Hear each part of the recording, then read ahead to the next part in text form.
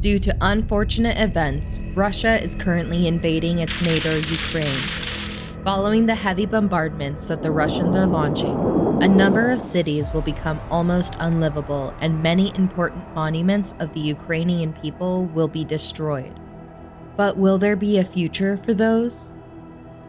My son now in Ukraine, and I'm worried about him because close to my house now we have bomb attack. Currently, we are facing three possible outcomes for the war in Ukraine.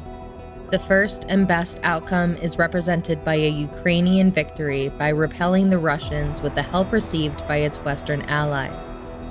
In the second outcome, Russia takes over Ukraine, thus Ukraine becoming a satellite state for Russia, and the conflict ends.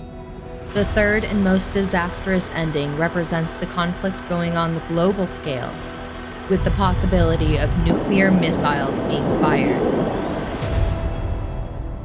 Let's have a look at the ending that most of the people would like to come true, the one in which Ukraine is victorious.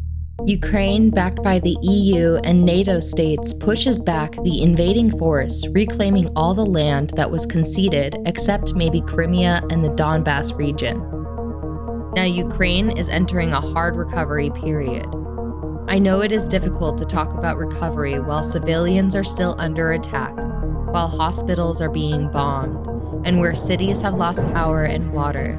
But thinking about recovery means envisioning a post-conflict future, a future full of hope. First and foremost, President Zelensky must ensure the safety of the people by ensuring a clean water source, remediate the power, set up a mobile hospital in order to tend the sick and wounded. This requires immediate attention and swift action in order to keep his people safe. Next comes the rebuilding of the society where people return to a sort of normal life in which they can live, go to school, and go to work. The president and his advisors will need to develop a vision for the future of Ukraine. They already are starting to think about how to go at it, as the president said in a press conference. The only good thing that might come for the cities that will be almost razed from this earth because of the bombardments is that by rebuilding they can reshape the town. Updating building codes and green building techniques can save energy and water usage, bolstering Ukraine in the green energy leaderboard. Analysis can help decide where to best invest in the rebuilding of roads and where to locate modern medical facilities. Schools destroyed? Rebuild them with modern technology where students live. Invest in reforesting and natural infrastructure. Dig common trenches next to roads for water, electrical, and telecommunications.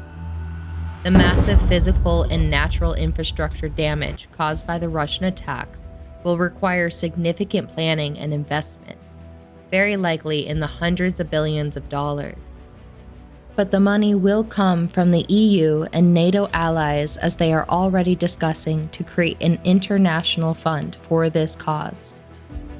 Unfortunately for the Ukrainian people, they cannot rebuild their monuments that have been hit and destroyed, as they are lost forever. How many monuments, museums, and UNESCO World Heritage Sites will be damaged or demolished by the attack? Here are a few UNESCO sites that reside in Ukraine. St. Sophia Cathedral, Lviv, the ensemble of the Historic Center, Struve Geodetic Ark, Virgin Beach, Forest of the Carpathians, residence of Bukovinian and Dalmatian metropolitans, wooden churches of the Carpathian region.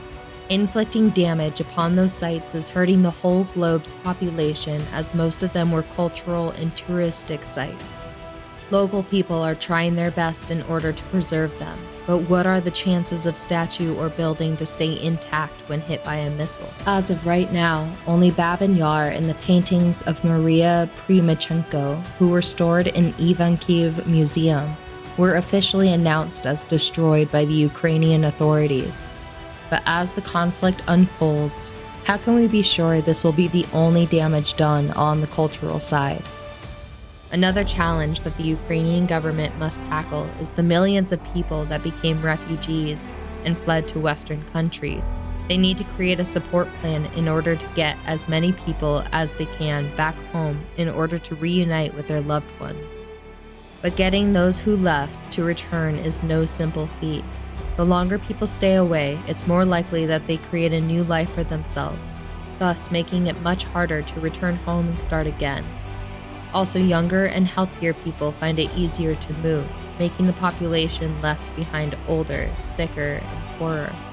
With all this said, let us hope that the conflict will end soon enough and the Ukrainian people start to rebuild their country and an even more beautiful country.